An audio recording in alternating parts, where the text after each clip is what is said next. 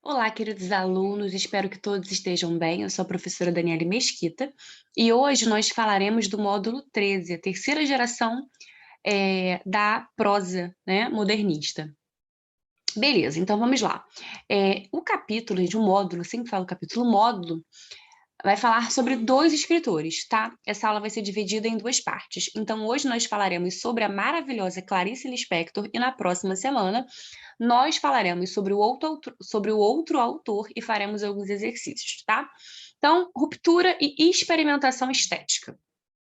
A experiência estética de Guimarães Rosa, e em parte, né, o outro autor sobre o qual falaremos é Guimarães Rosa, e em parte a de Clarice Lispector, entendem renovar por dentro o ato de escrever ficção.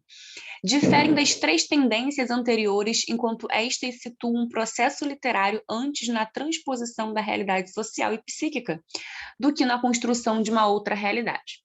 Então, aqui, gente, esse trecho é do escritor, né, do crítico literário chamado Alfredo Bozzi, muito conhecido, né, uma autoridade, de fato, em literatura. Então, vamos lá. Nos fragmentos apresentados na sessão inicial, ficam evidentes as diferenças no que diz respeito à exploração da linguagem literária. Na obra de Guimarães Rosa, Grande Sertão Veredas, é mais que notável o trabalho de experimentação estética trazido pelo autor, traço que você verá desenvolvido mais adiante. Essa exploração, assim como todas as características que se destacam em determinados grupos de obras e escritores, também está relacionada ao contexto histórico no qual se insere essa fase modernista e a potência criativa do escritor. A segunda geração modernista, ou a geração de 30, como ficou conhecida, volta-se para a realidade brasileira. E aí nós sempre falamos, né, sobre essa realidade, sobre esse nacionalismo, fazendo uma comparação, por exemplo, entre o modernismo e o romantismo. O romantismo tinha aquela idealização, ao passo que o modernismo já tinha uma visão mais crítica da sociedade, né? Era uma maneira de ressignificar a realidade vivida que passava por crises e movimentações do Estado Novo e da Primeira Guerra Mundial. A literatura estava mais voltada aos conflitos sociais e políticos da época do que para a exploração estética. A terceira geração modernista, ou geração de 45, por sua vez, enfrentava a realidade de forma diferente. O contexto político era mais ameno e, por isso, havia menos inquietudes a esse respeito do que na geração anterior. Em 45, findavam a Segunda Guerra Mundial, né, que começou em 39, e a Era Vargas. O momento era democrático e de desenvolvimento. Esse cenário propiciou aos escritores a abertura para uma fomentação estética e linguística maior na prosa. Além disso, a ficção apresentava espaço para um herói que experimentasse uma transmutação metafísica da realidade, evidente na ficção de Guimarães Rosa e Clarice Lispector. Então, gente, nós vamos começar aqui falando sobre a Grande Clarice, que nasceu na Ucrânia, em uma aldeia chamada, não vou pronunciar este nome, em 10 de dezembro de 1920. Seu nome de batismo é Aya Lispector. Quando chegou ao Brasil com sua família, deixando o cenário de fome e miséria gerado pela Revolução Bolchevique de 17, a família Lispector adotou novos nomes. Aí então passou a ser Clarice. Um dos grandes nomes da literatura brasileira, sua obra chamou a atenção da crítica pela sua invenção de linguagem e inovação estética. Escreveu contos, gente, essa mulher é maravilhosa, ela escreveu contos, romances, crônicas e livros direcionados também ao público infantil. Faleceu em 1977, vítima de câncer. Um pouco antes, né, da morte dela, se eu não me engano, no mesmo ano, ela deu uma entrevista que está disponível no YouTube e é maravilhosa, né? Clarice Lispector, nossa, eu já assisti aquela entrevista, sei lá, 10 vezes. Clarice viveu profundamente relacionada ao seu processo de escrita. Em suas palavras, até hoje eu, por assim dizer, não sabia que se pode não escrever. Ou seja, né, como se ela tivesse, ela e a escrita, né, fossem uma coisa só, uma espécie de fusão entre escrita e autora. Gradualmente, até que de repente a descoberta tímida. Quem sabe também eu já poderia não escrever. Como é infinitamente mais ambicioso, é quase inalcançável, maravilhosa, maravilhosa. Beleza, então aqui ficção introspectiva. A escrita, né, de Clarice Lispector é muito introspectiva, é muito voltada para dentro, para os sentimentos, para os pensamentos, para as reflexões, né, sobre o existir, sobre o ontológico, né, que é essa reflexão sobre como se está diante do mundo. A sua escrita é marcada pelo intimismo, pelo fluxo de consciência, pela ruptura com o enredo factual e pelo comportamento marcante de seus narradores, aspecto importante a ser observado mais adiante. Seus enredos são simples, mas apresentam discussões complexas e profundas no que diz respeito à existência e ao olhar dos indivíduos diante da vida. Seus contos e romances voltam-se para o interior do indivíduo e sua subjetividade. Vê-se uma autoanálise das personagens e uma busca por um reequilíbrio diante da fatalidade da vida. Os sujeitos só se resolvem quando aceitam a existência de uma transcendência. Nas palavras de Alfredo Bose, temos aqui: o sujeito só se salva aceitando o objeto como tal, como a alma que para todas as religiões deve reconhecer a existência de um ser que transcende para beber nas fontes da sua própria existência. Então, a Clarice Lispector vai apresentar muito essa transcendência, por exemplo, em um conto, eu não vou lembrar agora exatamente o nome, mas tinha um cego que estava com chiclete na boca e passava uma mulher, né, dentro do ônibus e ficava percebendo a maneira como ele fazia esse movimento. E a partir dali, aquilo a levava para outro lugar, e aí ela se perdia. Né? Então, é sempre tem essa, ou seja, é um momento de transcendência, né? Uma coisa aparentemente banal, mas que te leva a transcender a um outro local. Principais obras: Perto do Coração Selvagem, O Lustre, A Cidade Sitiada, Maçã Escura, Paixão segundo GH, que é muito conhecida, Uma Aprendizagem, O Livro dos Prazeres, Água Viva, Um Sopro de Vida, A Hora da Estrela, Laços de Família, amo, A Legião Estrangeira, também amo, Felicidade Clandestina, amo demais. Havia Cruzes do Corpo, Ovo e a Galinha, Para Não Esquecer, Descoberta do Mundo, nossa, sensacional. Literatura infantil: O Mistério do Coelho Pensante, A Mulher que Matou os Peixes, A Vida Íntima de Laura, Quase de Verdade e Como Nasceram as Estrelas. Aí temos aqui algumas outras temáticas, né? Epifania, tempo e linguagem. Leia abaixo um fragmento do desfecho do conto Devaneio e Embriaguez de uma Rapariga, presente no livro Laços de Família. Então, aqui tem um fragmento, né, do desfecho desse conto. E isso ainda não era nada, só Deus sabia. Ela sabia muito bem que isso ainda não era nada, que nesse momento eles estavam a acontecer coisas que só mais tarde iriam a doer mesmo e a valer. Quando ela voltasse ao seu tamanho comum, um corpo anestesiado estaria a acordar latejando e ela iria apagar pelas comilanças e vinhos. Então, já que isso terminaria mesmo por acontecer, tanto se me faz abrir agora mesmo os olhos, o que fez e tudo ficou menor e mais nítido, embora sem nenhuma dor. Tudo no fundo estava igual, só que menor e familiar. Estava sentada, bem tesa na sua cama, o estômago tão cheio, absorta, resignada com a delicadeza de quem espera sentado que outro acorde. Empanturraste eu que pague o pato, disse-se melancólica a olhar os deditos brancos do pé. Olhava ao redor, paciente, obediente, ai, palavras, palavras, objetos do quarto alinhados em ordem de palavras, a formarem aquelas frases turvas e maçantes que quem souber ler, lerá. Aborrecimento, aborrecimento, ai, que chatura, que maçada, enfim, ai de mim. Seja lá o que Deus bem quiser. O que é que se havia de fazer? Ah, é uma tal coisa que se me dá, nem sei bem dizer. Enfim, seja lá bem o que Deus quiser, e dizer que se divertira tanto esta noite, e dizer que fora tão bom e a gosto seu restaurante, ela sentara fina à mesa. Mesa, gritou-lhe o mundo. Mas ela nem sequer a responder-lhe, a alçar os ombros como xoxo amuado, importunada, que não me venhas amassar com carinhos. Desiludida, resignada, empanturrada, casada, contente, a vaga náusea. Foi nesse instante que ficou surda, faltou-lhe um sentido.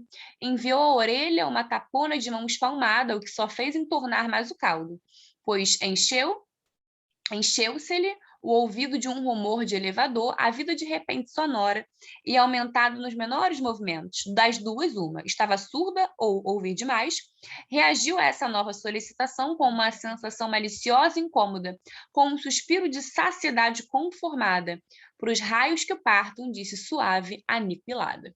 Então, aqui, né, para vocês conhecerem um pouquinho da linguagem da Clarice Lispector.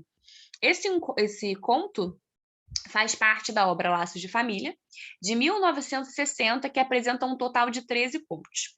As histórias invadem o interior da vida doméstica e urbana para escancarar ao leitor a natureza íntima e as sutilezas complexas dos indivíduos.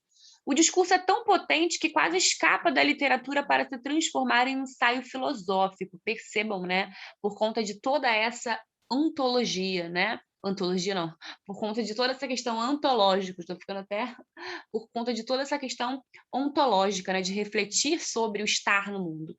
As coisas que parecem ser mais óbvias e corriqueiras são reformuladas, a questão que eu falei do chiclete, né? E se revelam profundas conexões entre a vida e o indivíduo. Nesse conto que abre o livro em questão, há a narração do cotidiano de uma rapariga, uma senhora portuguesa, casada e com filhos. Durante um dia, ela se olha no espelho e inicia uma série de devaneios que a toma de forma intensa e interrompe a sua rotina.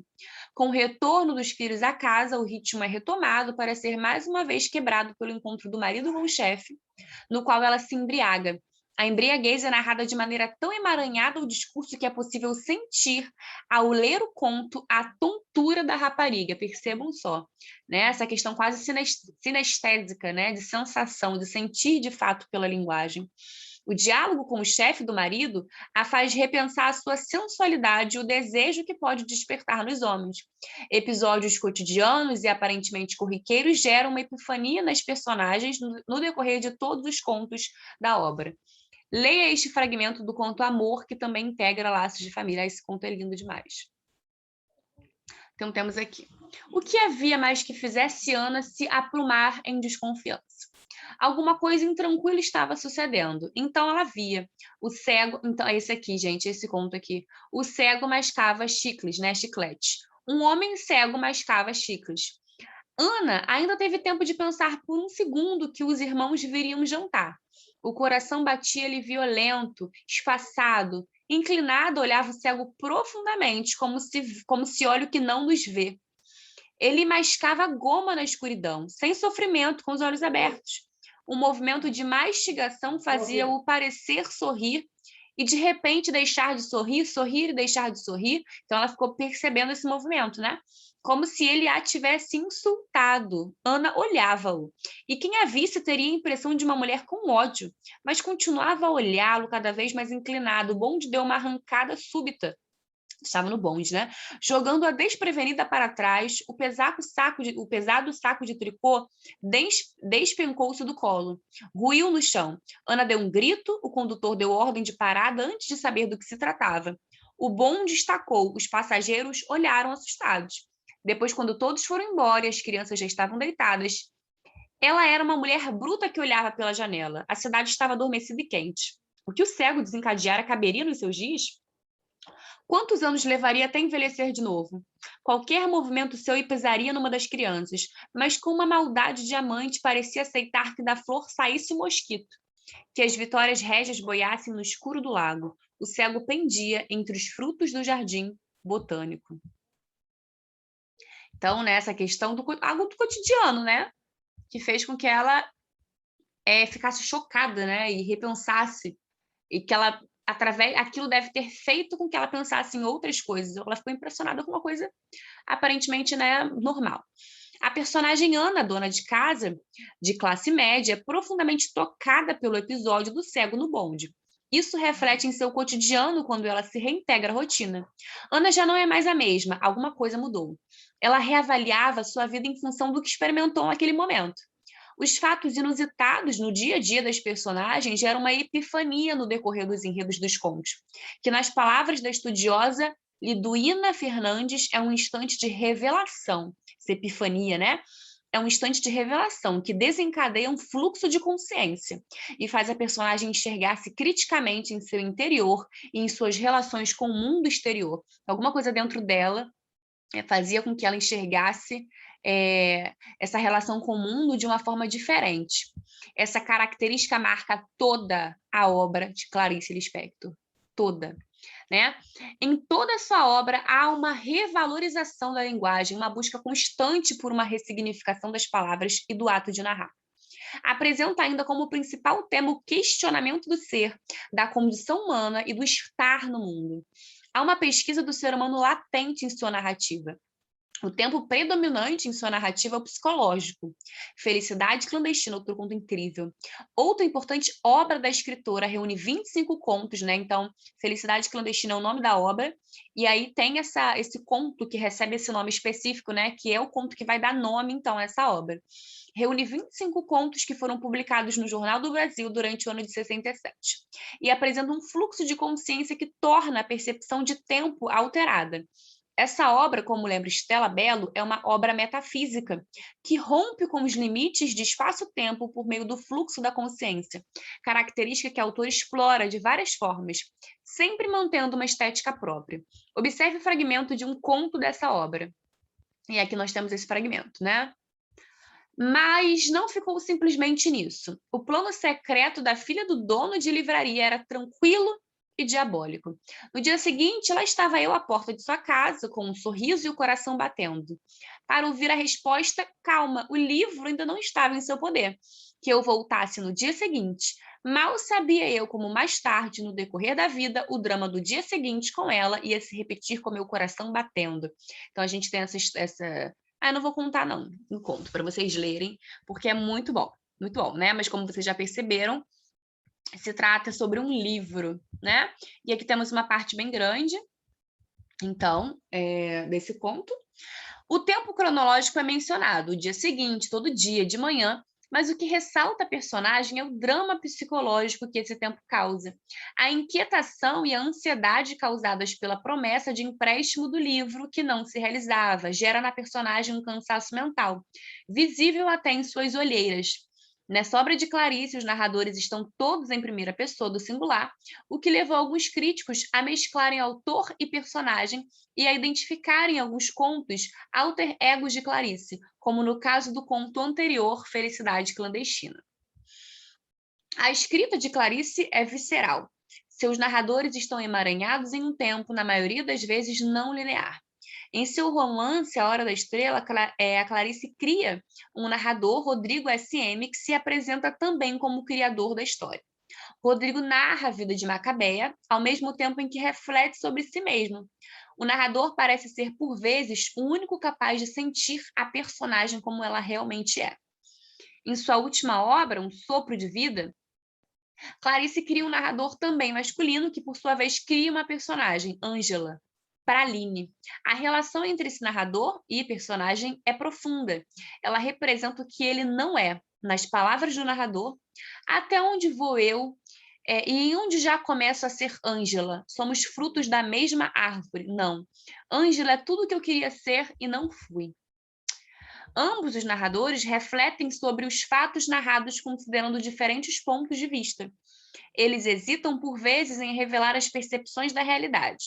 Leia o fragmento do conto Os Obedientes, que compõe as obras Laços de Família e A Legião Estrangeira, e observe a visão crítica e reflexiva do narrador. Então, temos aqui esse fragmento, né, de A Legião Estrangeira. Na verdade, era uma vida de sonho. Às vezes, quando falavam de alguém excêntrico, diziam com a benevolência que uma classe tem por outra: ah, esse leva uma vida de poeta.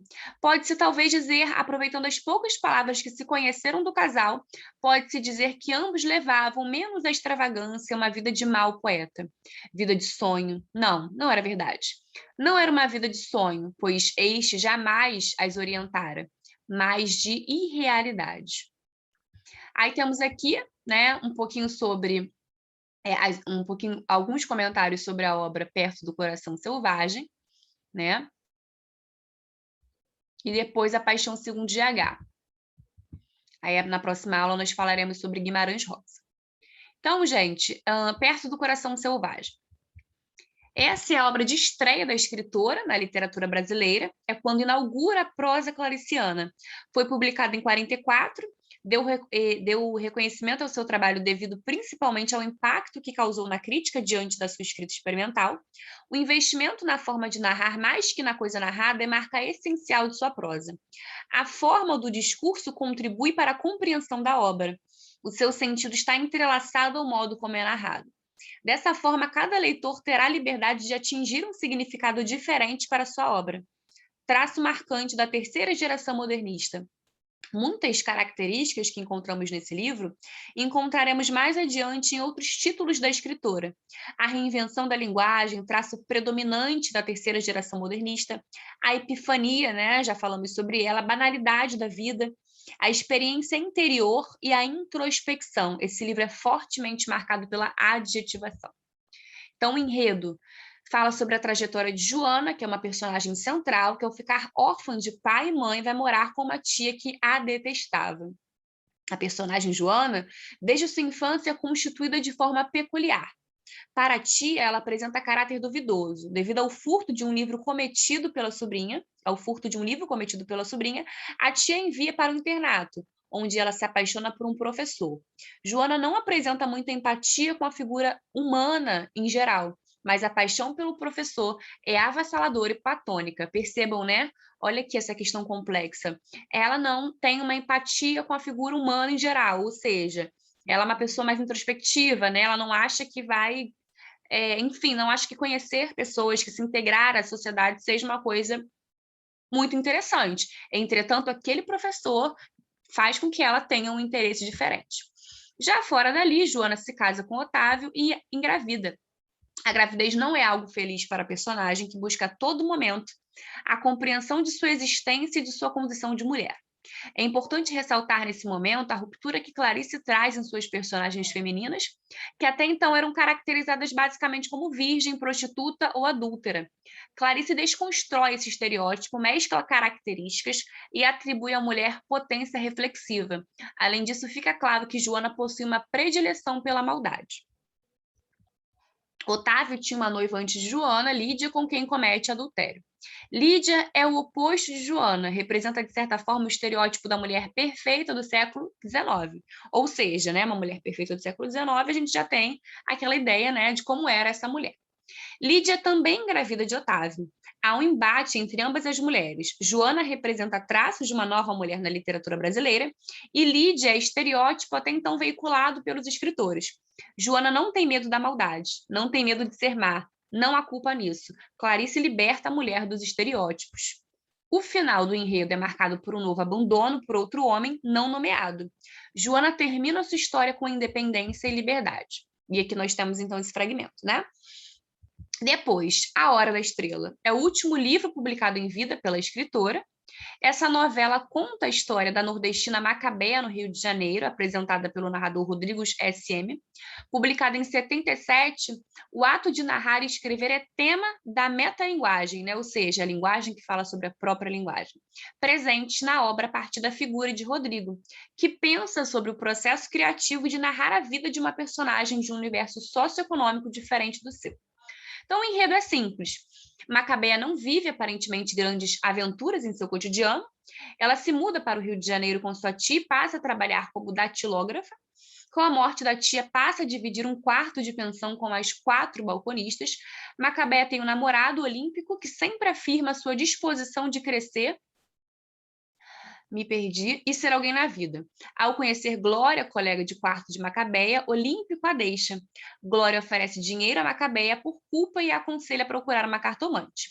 A hora de ser estrela da personagem se dá quando, após sair da cartomante, que lhe descreve seu futuro brilhante e promissor, é atropelada. A caracterização de Macabeia oscila entre a compaixão diante de sua fragilidade e a angústia diante da vida, de uma forma de narrar que se comunique com os miseráveis. Então, a gente tem uma grande crítica social aqui, né? E, por fim, né, A Paixão Segundo GH, que é uma obra clássica, né? Narrado em primeira pessoa pela personagem GH, o enredo traz a sua experiência epifânica diante da aparição de uma barata. Então, lembram do cego, né, que estava com um chiclete na boca, e é uma coisa aparentemente, né, normal, mas que fez com que a moça que o olhava tivesse um momento de epifania. Aqui acontece algo parecido. O enredo traz a experiência epifânica diante da aparição de uma barata em sua casa. A decisão de matar a barata revela profundas reflexões sobre a existência humana. Ao provar a massa pastosa do animal morto, nojento, Clarice Lispector leu Kafka, né, que também retrata um inseto no seu livro, né, livro chamado Metamorfose. Ao provar a massa pastosa do animal morto, GH revela o clímax da obra e a desmontagem da condição humana. Nesse romance, Clarice extrai o máximo de um enredo aparentemente banal, ou seja, ela vai, né, aparentemente, através de uma coisa muito banal, né, ela consegue criar um romance que faz parte da literatura, que é um dos maiores romances da literatura brasileira, e não só brasileira, né, mas em língua portuguesa. Clarice extrai, eu diria, da literatura universal. Clarice extrai o máximo de um enredo aparentemente banal, o que faz com que essa seja considerada uma de suas obras mais importantes. A revelação que a barata causa na personagem é intensa e tão carregada de significados que, contraditoriamente, é inexprimível em palavras. José Castelo, no prefácio na obra de Clarice, comenta: esse desejo de encontrar o que resta do homem quando a linguagem se esgota, move desde o início a literatura de Clarice. Mesmo sem ser um livro de inspiração religiosa, GH tem ainda um aspecto epifânico. Ao degustar a pasta branca que escorre da barata morta, a protagonista comunga com o real e ali o divino. A força impessoal que nos move se manifesta. E só depois desse ato que desarruma toda a visão civilizada, GH pode, enfim, se reconstruir. Gente, existe uma epifania, uma coisa espiritual profunda, transcendental nesse ato, né, de comungar, quando essa mulher, então, come, né, quando ela coloca na boca essa pasta da barata. E, enfim, queridos, na próxima semana, então, nós falaremos sobre Guimarães Rosa, que é outro escritor sensacional, e faremos alguns exercícios, então, deste modo. Sempre um prazer estar com vocês, bons estudos e até a próxima semana.